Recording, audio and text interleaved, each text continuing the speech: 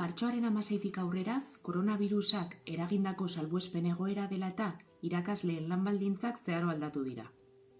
Eta irakasleen ahaleginaz gain, ezinbestekoa da administrazioaren inplikazioa ikasle guztien hezkuntza eskubidea bermatzeko. Une honetan, Steilasen gure eskariak argi ditugu. Arrakala teknologiko eta sozioekonomikoari aurre egiteko behar diren baliabideak lehen jarri behar dira. Ikasleak eta haien beharrak erdigunean jarriz. Inor atzean gerez dadin.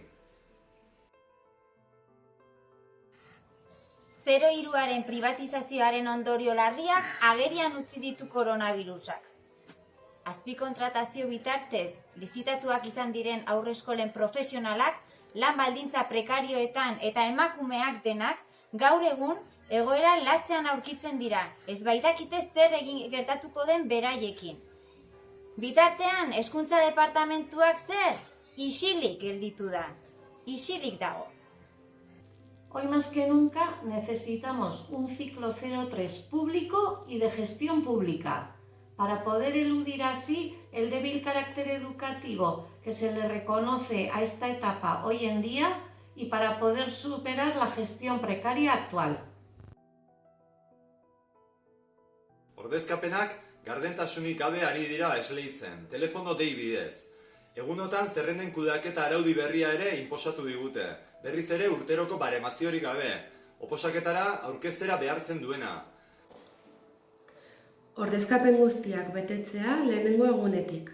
Lanpostuen esleipen telematikoa abian jartzea gardentasuna bermatzeko. Eta uztailan eta abuztuan kobratzeko lanegunen kopurua jaistea. Kontratazio araudi berria zerrenda integratua eta posiziotik bereizitakoa izan behar du. Zerrenda kudeak eta toksikoa kanpora! Ebaluatu behar da? Noski, 24 ordutan pasatu gara, hezkuntza presentzialetik hezkuntza telematikora.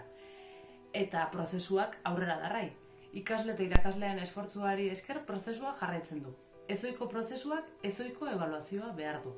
Eta horretarako, hezkuntza departamentuari 2 kontu funtsezko eskatzen dizkiogu. 1. Ebaluatzeko tresna zein izango den zehaztea, eta 2. Ikasturtea ongi izteko irakasleei denbora ematea.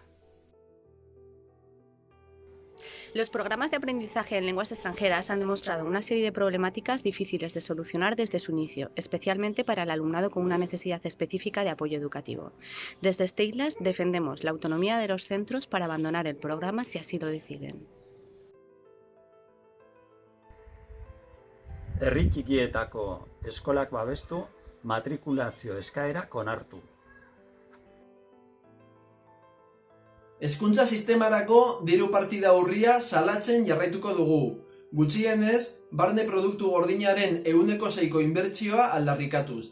Bakarrik horrela gauzatu ahal izango dira, egoera hontan ageriago gelditu diren gabeziak konponduko dituzten neurriak. Hezkuntza arreta berezirako irakasleen kontratazioa handitzea, ratioen murrizketa etapa guztietan eta itunak biltzen dituen adinagatiko ordu murrizketa guztiak aplikatzea. Hezkuntza publikoa